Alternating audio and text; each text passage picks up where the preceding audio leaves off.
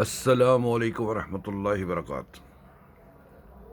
दोस्तों की वीडियो की बनावा टिकटॉक ते कुछ समझ नहीं लगती, लेकिन चंद गल्लां ज़हन चाहिए ने। इस दुनिया सच बोलना बहुत मुश्किल है। चलो सच बोलने की कोशिश करने हैं, शायद कि बर्दाश्त ना हो, लेकिन साडा काम है बोलते रहना। यह जो कुछ होया है मदीना शरीफ के 3 साल तो जो मदीना शरीफ का नाम मतलब कि उन्होंने बेरुमती की जा रही सी।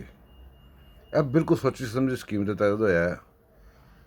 तुम देखो कि पहले इस तरह का कोई काम सोचना तो भी ना, कोई सोचता भी सी तो पूरी दुनिया उठ पैंदी सी। इनू इस तरह काम कर करके एक गल आम जी की जा रही है, आम जी हो गई, उन्हें भी गल एक आम हो गई है।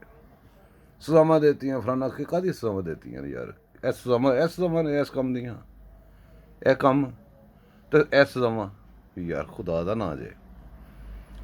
अगे चलो कहते ने, मैं तेन अक्सर वीडियो तो बनाना ना, एक मेरी रिक्वेस्ट है सारे दोस्तों कि जी मेरी वीडियो ना पिछले दिनों की रिकॉर्ड हुई, पिछले डेटा के डेट वाइज वेखी जाओ, डेट के हिसाब से मैच करी जाओ, तो उस तो बाद जो होया वो वेखी जाओ, तुहानू काफ़ी सारी समझ आएगी इस गल की।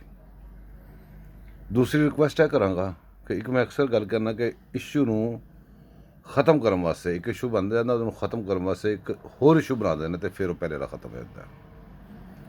हुण सारिਆਂ यह याद है कि की होया ना मस्जिद नबी दे विच, किसी नूं याद है कि भी एक बंदे ने इत्थे गैर कानूनी एक्सटेंशन भी ली सी। किसी ने याद है इत्थे एक बाजवा आसम सलीम बाजवा माल खा के निकल गया सी। किसी ने याद है कि इमरान खान हुंदा सी, उन्हें आइन दी गद्दारी करती सी। किसी ने याद है कि परवेज़ मुशर्रफ भी नस्सिया है नाल गद्दारी करके। किसी ने याद है राती 12 बजे अदालतां खुलियां सी, वो अदालतां किधर गईयां ने, तो उत्थे उही चोर उही सब कुछ हो रहा है।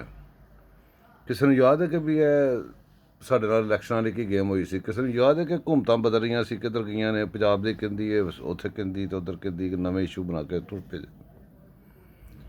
बहरहाल यह तो सियासत ने गंद, खान खसमां नूं जो मर्जी करन, लुट लैन मुल्क नूं, होर लुट लैन, खा लैन, यह रज जान।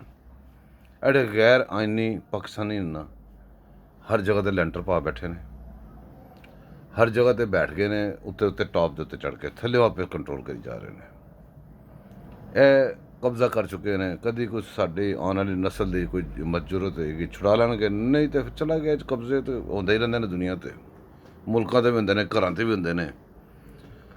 साडे घरां ते कब्जा होया सी ते असीं मुल्क छड्ड के ते इत्थे आ गए सा, ते इत्थे आके सोचा कि हालात ठीक होंगे वापस आ जाएंगे, तो हुण पिछों मुल्क ते भी कब्जा हो गया। खैर गल हैगी है, मुकदी मुकाई है। एडा इन्होंने बड़ी देर की ख्वाहिश सी गैर आइनी बंदियां दा, जिन्होंने आइन मुसलमान नहीं मनता, तो मुसलमान वो आइन नहीं मनते। इन्होंने बड़ी ख्वाहिश है किसी बड़ी देर की, जी पूरी कर ली है। मस्जिद नबवी वाली कित्थे वो ARV के एंकर वेख लो सारे, मैं नाम नहीं, उन्होंने पलीत बंदे का नाम भी नहीं लेना चाहता। वो मूँह अड के विंगे कर करके दस रहे थे कि इंज होएगा, शहीदा टली बैठ के प्रैस कॉन्फ्रेंस करके दस रहे थे इंज होएगा।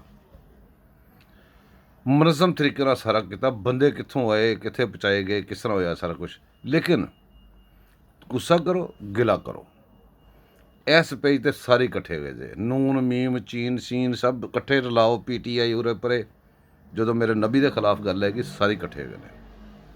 यह सारे बिल्कुल बगैरती करते हैं, यह सब रल मिल के ड्रामा होया है।